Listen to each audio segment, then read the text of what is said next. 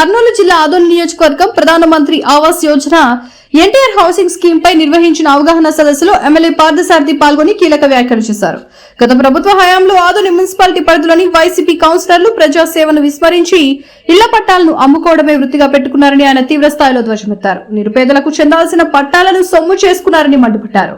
గతంలో జరిగిన ఈ అక్రమాలపై సమగ్ర విచారణ జరిపి బాధ్యులపై కఠిన చర్యలు తీసుకుంటామని ఆయన హెచ్చరించారు.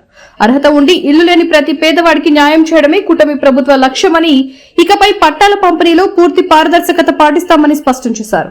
దళారుల మాటలు నమ్మి ఎవరూ మోసపోవద్దని, లబ్ధిదారుల ఎంపికలో ఎటువంటి రాజకీయ జోక్యం ఉండబోదని ప్రజలకు హామీ ఇచ్చారు.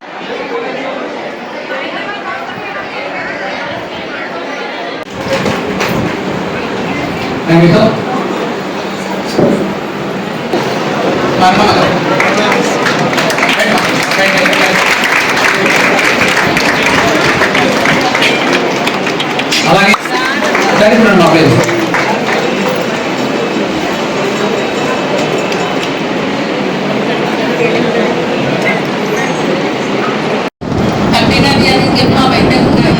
అక్కడ బంగారు రాలేదు, అక్కడ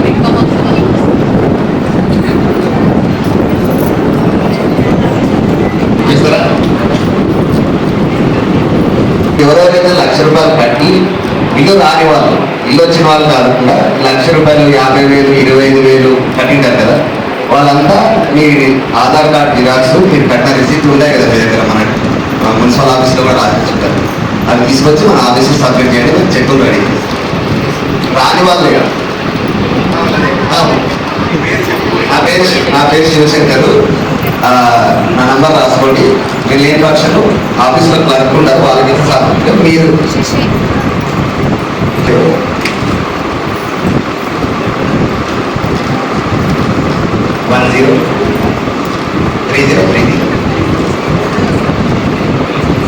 అంటే ఆఫ్లైన్ సెక్షన్లో ఇచ్చిన సరిపోతుంది.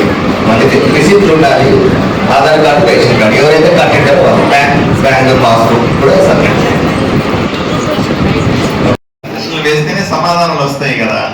ఇప్పుడు మీరు చాలా మంది మహిళలు వస్తారు, నా దగ్గర కూడా వస్తారు, మీకు కూడా కనపడతారు. వాళ్ళందరూ చెప్పేది ఏంటంటే, సార్ మాకు స్థలం లేదు, బాగానే ఉంది, ఆమెకు మాత్రం ఇచ్చిన వాడికే మళ్ళీ స్థలం వస్తుంటుందండి, ఇచ్చిన వాడికి ఇల్లు వస్తుంది అంటే అదేందో విచిత్రం, మాకు అర్థం కాదు. మాకైతే రాదు, మాకు స్థలం లేదు, రాదు, ఇల్లు లేదు, మాకు ఇల్లు రాదు, కానీ వచ్చినోడికే మళ్ళీ మళ్ళీ వస్తుందండి అనే ప్రశ్న వేస్తా ఉంటారు. అర్థమైంది? ఇక్కడ ఇవన్నీ కూడా రాజకీయం అవడం వల్ల ఇప్పుడు ఏమవుతుంది, ఆ వైఎస్ఆర్సీపీ ఎమ్మెల్యే ముందున్నాడు, ఆయన కింద ఒక 50 మంది కౌన్సిలర్లు ఉన్నారు, 42 మంది కౌన్సిలర్లు, వాళ్ళ కింద ఒక 10 మంది అసిస్టెంట్లు. వీళ్ళందరికీ ఏం పని? ఆ పట్టాలు అమ్మేదే పని. ఇంకా నువ్వు ₹1,00,000, నువ్వు 2 లక్షలు, నువ్వు 50,000, నీకు పట్టా ఇస్తాను. ఆ పట్టా నిజమో కాదో కూడా తెలియదు పాపం. ఆ పట్టా ఏడంత స్థలం చూపించమంటే పయ్య తీసుకెళ్ళేది, అదిగే ఇది స్థలం అని చెప్పేది. అది నిజమో వాడి స్థలమో కాదో కూడా తెలియదు. ఆడికి పోతే వాడు తరుపుతాడు, ఇది నాది, నీకు రమ్మన్నాడు అందరంతా. ఇలా మోసాలు జరిగి వీళ్ళ పేదవాళ్ళ పట్టాలన్నీ అమ్ముకు తిన్నారు. అర్థమైందమ్మా? నిజంగా మళ్ళీ వీళ్ళకి పట్టాలు లేవు, కానీ రికార్డులో మాత్రం పట్టాలు ఇచ్చేసినట్టుగా ఉంది. అది కనుక్కోవాలి ఇప్పుడు, ఏవి నిజమైన పట్టాలు, ఏవి దొంగ పట్టాలు. నేను అందుకని మీకు చెప్పాను, ఎవరన్నా మాకు పట్టా ఉంది అంటే జెరాక్స్ కాపీ ఇవ్వమ్మా, నిజమా కాదా కనుక్కొని చెప్తాను అని చెప్పి మాకు ఇవ్వండి. నెక్స్ట్ టైం వచ్చినప్పుడు ఇక్కడ కంప్యూటర్ పెడతారు, ఆ కంప్యూటర్లో పెట్టారు కదా, ఆ కంప్యూటర్లో మీరు పెట్టారనుకో, విఆర్ఓని కూర్చోబెడితే చెప్పేస్తాడు, ఆయన నిజం పట్టా, ఏది నిజం పట్టా కాదు అని చెప్పేస్తాడు. కనీసం వాళ్ళు ఇప్పటికైనా కళ్ళు తెరుపుతారు. అర్థమైందమ్మా? కాబట్టి ఈ సమస్య ఉంది. లేని వాళ్లకు మనం కరెక్ట్గా రాసి ఇలా మోసపోయినారండి అని మనం ప్రభుత్వానికి చెప్పాలి కదమ్మా. చెప్పకపోతే కూడా ప్రభుత్వానికి ఏం తెలియదు కదా, అందువల్ల చెప్పడానికి ప్రయత్నమే ఇది. సరేనా? వివిడి న్యూస్ టీవీని తక్షణమే సబ్స్క్రైబ్ చేసుకోండి.